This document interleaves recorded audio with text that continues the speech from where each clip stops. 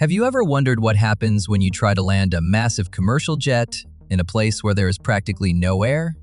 Imagine descending into a frozen wasteland where the atmosphere is so incredibly thin, your lungs scream for oxygen, and the plane's engines literally begin to suffocate. Welcome to the forbidden zone of the Tibetan Plateau. You are standing at 4,411 meters above sea level. That is nearly halfway to the cruising altitude of a normal commercial flight. At this height, the laws of physics are no longer just an inconvenience. They are your absolute worst enemy. The air pressure here is 40% lower than it is at sea level, which turns a routine landing into a high-stakes battle for survival. Most aviation engineers looked at this desolate rock and declared that building an international standard airport here was completely impossible. Why? Because thin air provides zero lift. To get a plane off the ground, you need raw, unadulterated speed. But the challenge was not just about flying. It was about building. How on earth do you pour concrete? When the wind is so cold, it freezes water instantly. China did not just build a simple terminal. They built a $250 million flying saucer that completely defies nature. They transformed a barren mountain into a strategic gateway, proving that if the geography does not suit your ambition, you simply rewrite the map. But what secrets are actually hiding beneath this massive silver dome? And how does it survive the brutal, unforgiving Himalayan winters? Let us dive into the insane technology behind the airport that absolutely should not exist. To really understand why anyone would spend hundreds of millions of dollars to build the Daocheng Yading airport, you have to look at a map of Western Sichuan. For centuries, this entire region was a literal forbidden zone, locked away behind the impenetrable, jagged wall of the Hengduan Mountains. Before this airport existed, the journey from Chengdu, which is the nearest major provincial hub, to Daocheng was a grueling 800-kilometer test of human endurance. It was not just a road trip. It was a full-blown expedition. Travelers had to navigate terrifyingly narrow, winding roads carved directly into the sides of sheer cliffs.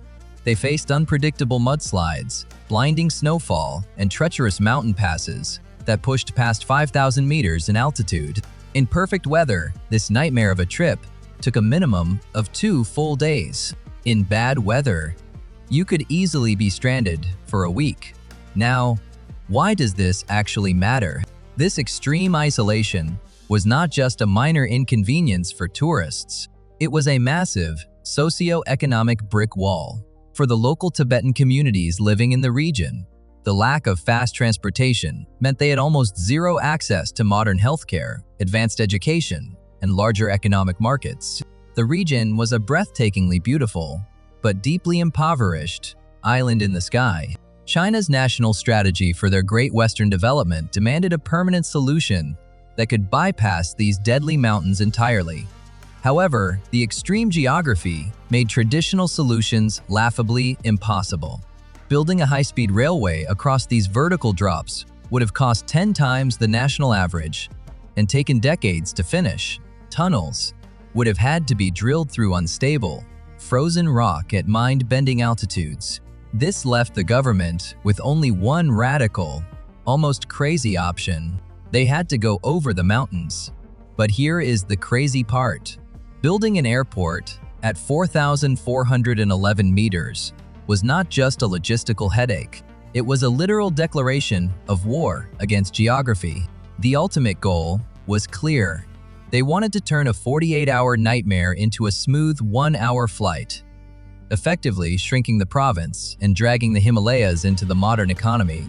To achieve this, they had to construct a massive facility in a place where the air is too thin for humans to breathe comfortably, and where the heavy machinery needed for construction would literally choke and stall. In the normal world of aviation, altitude is usually a pilot's best friend, right up until you actually have to land in it. At Daocheng Yading, the primary enemy is not the rugged terrain or the freezing wind. It is the actual physics of the air itself. Listen to this. To understand why this airport is such a freak of engineering, we have to talk about air density. Down at sea level, the air is thick and packed with heavy oxygen. This provides the lift that wings need to fly, and the breath that jet engines need to burn fuel. But up at 4,411 meters, the atmosphere is 40% thinner. This invisible change alters absolutely everything we know about how an airplane behaves. The very first casualty of high altitude is engine performance. Think of a jet engine as a massive air pump in the thin, freezing Himalayan atmosphere. The turbines draw in far fewer air molecules, which means they produce significantly less thrust. It is exactly like trying to run a full marathon while breathing through a tiny plastic straw. Because the engines are suffocating, the aircraft simply cannot accelerate as quickly as it would in London or New York. To reach the necessary speed just to get off the ground, the plane needs a ridiculous amount of runway, and that leads us to the airport's most striking feature. The runway stretches a massive 4,200 meters long, making it one of the longest commercial runways on the entire planet. You would normally only expect a runway this massive at an international hub handling the gigantic Airbus A380, but here, it is an absolute necessity for much smaller, standard planes like the Airbus A319 or the Boeing 737. The physics tax is so incredibly high that even these medium-sized jets require every single extra meter just to safely get off the ground. It gets even better. Taking off is only half the battle. Landing at this extreme altitude is equally terrifying. Thin air means there is significantly less aerodynamic drag to slow the plane down as it approaches the tarmac. Because of this, planes are forced to land at much higher ground speeds than normal. This puts an immense, violent amount of pressure on the aircraft's braking systems and tires. At Daocheng, the landing is never a gentle, floating descent. It is a high-speed, mathematically calculated impact where the pilot has almost zero margin for error. If the brakes fail, or if the thrust reversers do not engage in a fraction of a second, the aircraft could easily overshoot even a 4-kilometer runway. Then, there is the weight penalty. To operate safely in this dangerously thin air, planes often cannot even fly at full capacity. Every single extra kilogram, whether it is a piece of luggage, a gallon of fuel, or a human passenger, makes the takeoff exponentially more dangerous. This means that even if a plane has 150 seats, it might only be legally allowed to carry 100 passengers just to ensure it is light enough to climb over the jagged peaks surrounding the valley. Pilots also have to battle true airspeed variations. Their cockpit instruments might show one safe speed, but in reality, they are hurtling across the ground much faster than they realize.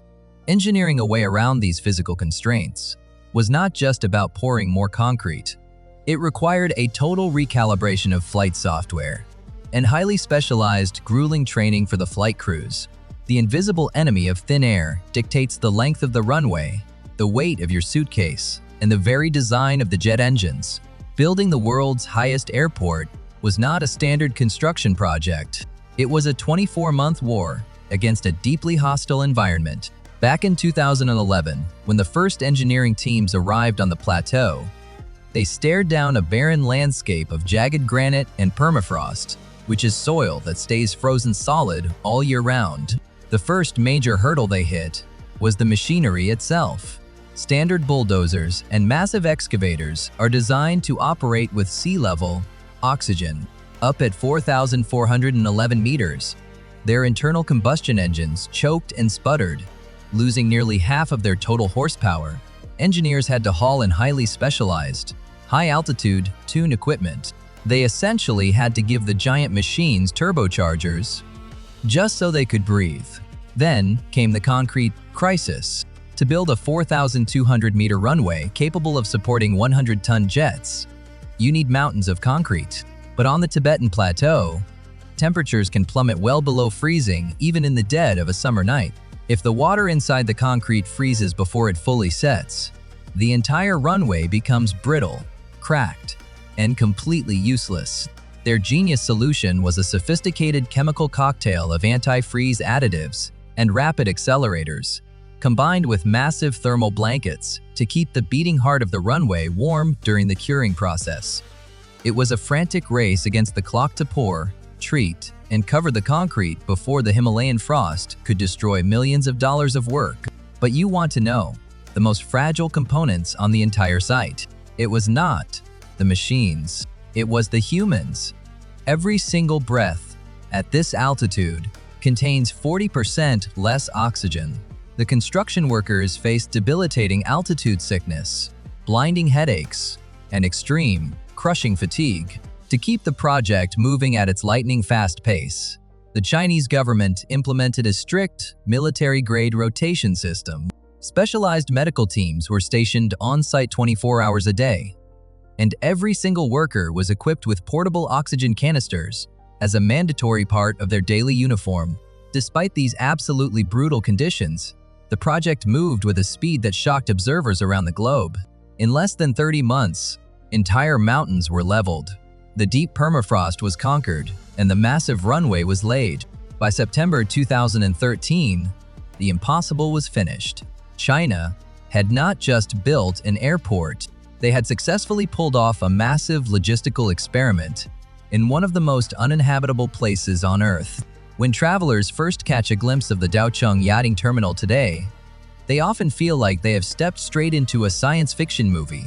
Rising out of the desolate, gray plateau is a sleek, silver, disc-shaped structure that the locals have appropriately nicknamed the Flying Saucer.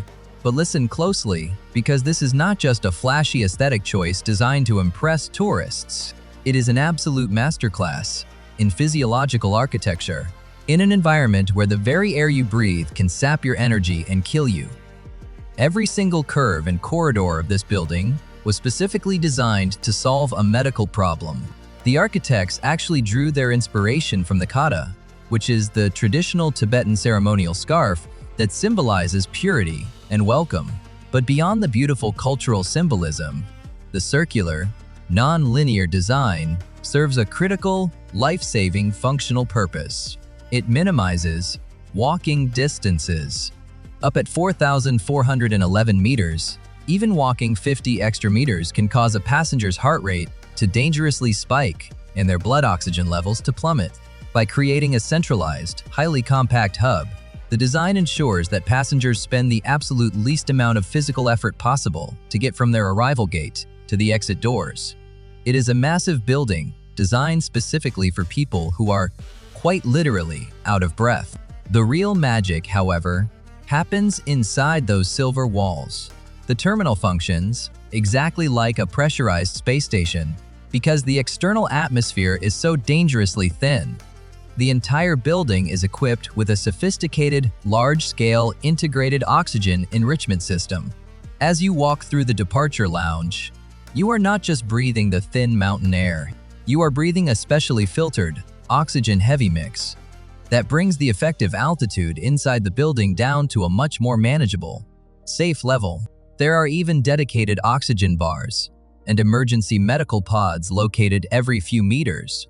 This ensures that if a traveler suddenly succumbs to acute mountain sickness, life-saving help and pure air is only a single step away. Another completely hidden challenge of the Himalayas is the cognitive fog caused by hypoxia. When the human brain lacks oxygen, people become easily confused, dizzy, and disoriented. To counter this invisible threat, the interior design utilizes high-contrast wayfinding.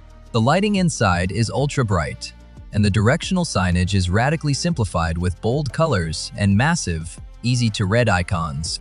The use of natural light is also maximized through giant, reinforced glass panels that offer stunning 360-degree views of the surrounding snow-capped peaks.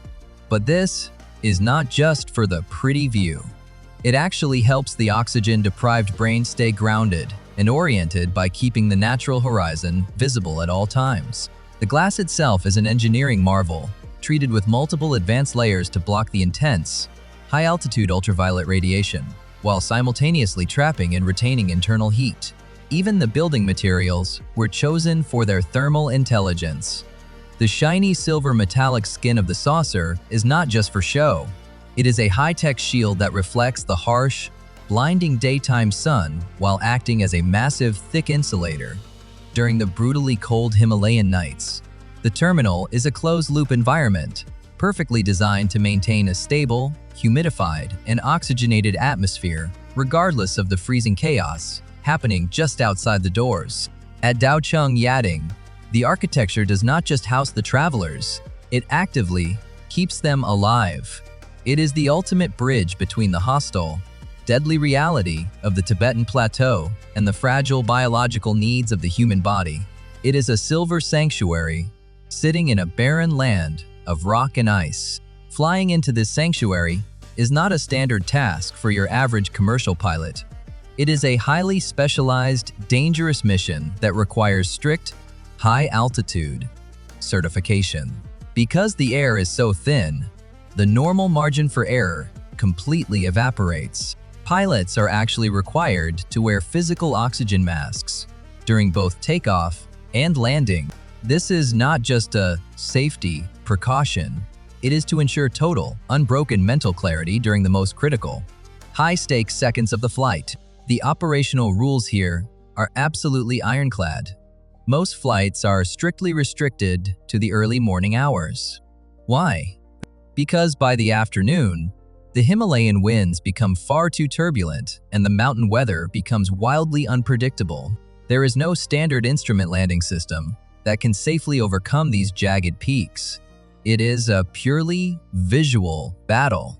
Pilots must navigate terrifying terrain-hugging flight paths, often flying the plane at less than full capacity, just to ensure they have the aggressive climb rate needed to clear the surrounding 5,000-meter ridges. One single wrong calculation in airspeed, or a fraction of a second delay in engine response, and the mountain wins. Every single landing at Daocheng is a breathtaking testament to the perfect synchronization between advanced Chinese avionics and the absolute nerves of steel possessed by the pilots who are brave enough to fly to the roof of the world. But building a sanctuary in the sky comes with a very heavy price tag. And I am not just talking about currency. While the $255 million investment actually seems surprisingly modest for such an impossible feat, the true cost is measured in the permanent impact on this incredibly fragile ecosystem. The Yading Nature Reserve, which is often called the last Shangri-La, now faces a very sharp double-edged sword. On one hand, the airport has breathed massive new life into the local economy. It turned a grueling 48-hour trek into a massive surge of modern tourism that now supports thousands of Tibetan families through new hotels, restaurants, and services. But on the other hand, this instant access to the remote Himalayas deeply threatens the very silence and isolation that makes the region so holy in the first place. The rapid daily influx of thousands of visitors puts immense, crushing pressure on local resources and ancient cultural traditions. There is also the undeniable environmental footprint. High-altitude jet emissions are significantly more damaging to the upper atmosphere, and the rapid expansion of concrete infrastructure risks scarring this pristine, untouched landscape forever.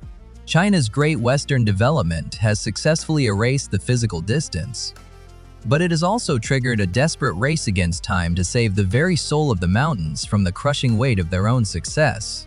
Daocheng Yading is so much more than just a tourist destination. It is a living, breathing laboratory at the very edge of the world. By conquering the forbidden zone of the Himalayas, China has completely rewritten the global handbook on high-altitude aviation. This airport now serves as the ultimate, extreme proving ground for the next generation of commercial aircraft. The logic is simple. If a plane can successfully perform here, it can perform absolutely anywhere on Earth. It is a towering testament to the fact that for modern human engineering, there are no truly unreachable places left. There are only extreme challenges, waiting for a radical solution. What started as a desperate, crazy attempt to bridge a 48-hour gap has become a gleaming symbol of 21st century ambition. Daocheng Yading proves that we can breathe life into the thinnest air and build warm sanctuaries where absolutely none should exist. As that silver flying saucer glows brightly against the jagged Himalayan peaks, it stands as a permanent reminder. We are no longer bound by the harsh geography we were born into. We are now a species that can build its own gateways to the stars. Even on the freezing roof of the world,